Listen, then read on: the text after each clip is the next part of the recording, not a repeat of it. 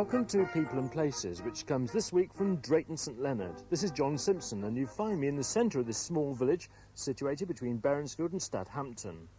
The River Tame flows close by on its way to its junction with the Thames at nearby Dorchester. Indeed, this area is relatively flat, and floods are not unknown in the village.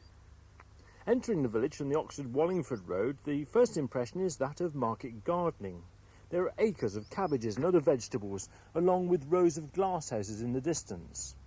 And above the centre of the village rises the unusual pointed roof of the big oak-shingled bell turret of the parish church. As we'll discover, this is a working village. It does have its own industry, employing quite a number of people. A fact made all the more surprising by the narrow, winding roads that connect this community to the outside world.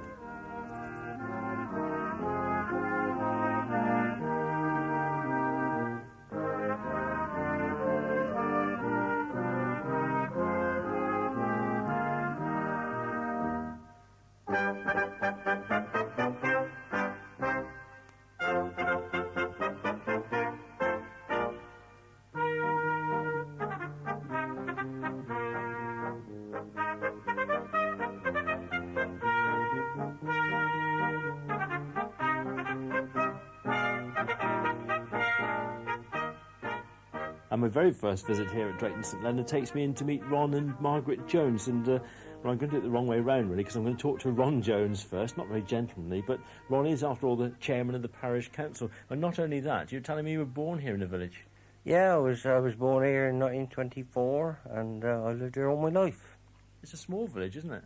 Yes, a village that nobody visits much. Only the people that live in it. It's not a passing-through village, really.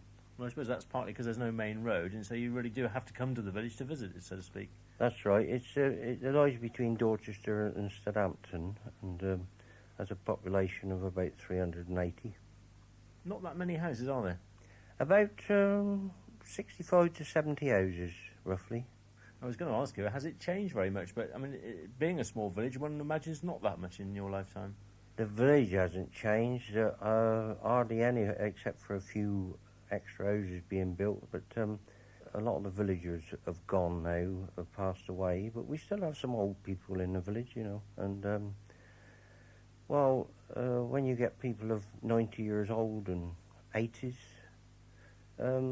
they seem to live forever in this village. But you've got industry. I mean, you've got farming around here, haven't you? We've got market gardening, we've got dairy farming and corn growing.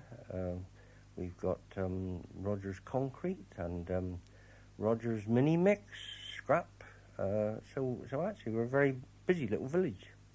Tell me about your life here in the village. I mean, you obviously went to school while you were here. Was that actually in the village itself? Yes, I went to Drayton-st-Leonard School, which is now turned into a village hall. Well, I've come now down to the other end of the village to meet a man who farms here in Drayton-st-Leonard. In fact, I'm at Manor Farm to meet Hugh Farrant, and it's a name, of course, that I recognise. I'm sure a lot of listeners will recognise, Hugh, from your connections with the county council. Oh yes, I was on the county council for years. Thank God they're over now, those days.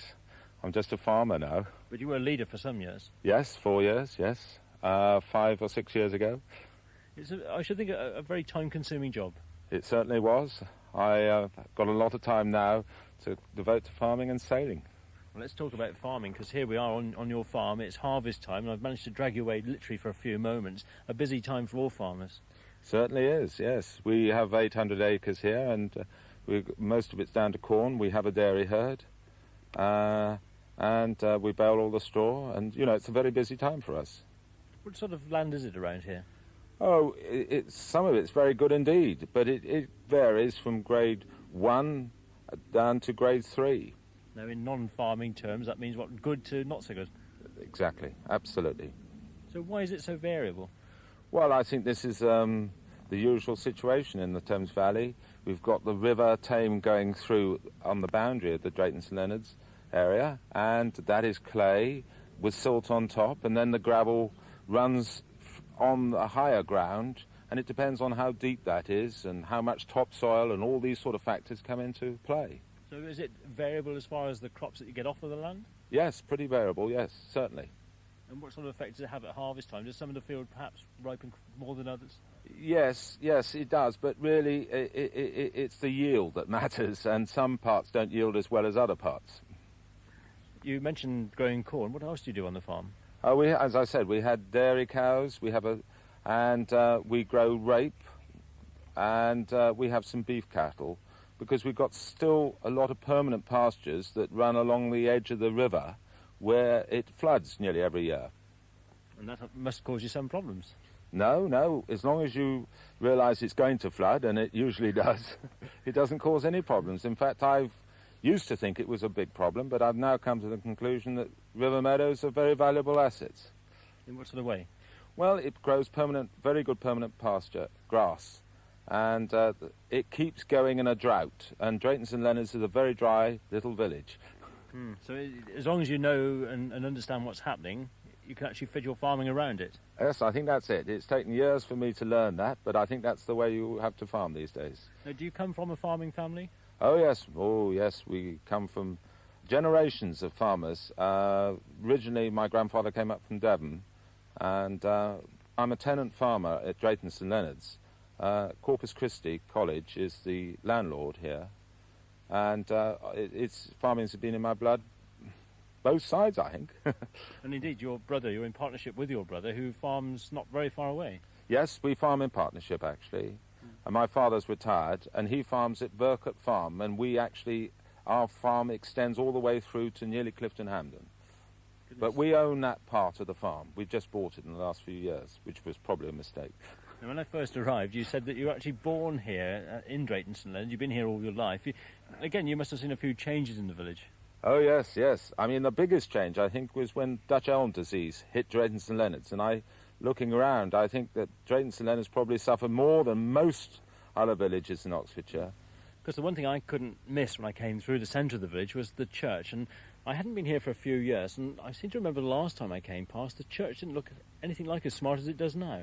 No, one of the real success stories of a little village like Drayton-st-Leonard's is that it managed to raise 20,000 plus £1,000 for restoration, entirely from within the village. And because I think that it doesn't matter which faith the villagers belong to, they all feel that Drayton-st-Leonard's church is a little historic gem which must be preserved. I think all of us in the village feel that way, and the result is we have been able to raise the cash, get the grant from the Department of Environment, and I think do an extremely good job. Yes, indeed. It's an unusual church because it has that unusual wooden tower. Indeed. It's probably, I think there's only one other in the country like ours. As I say, it's a lovely, it's the best part of the village.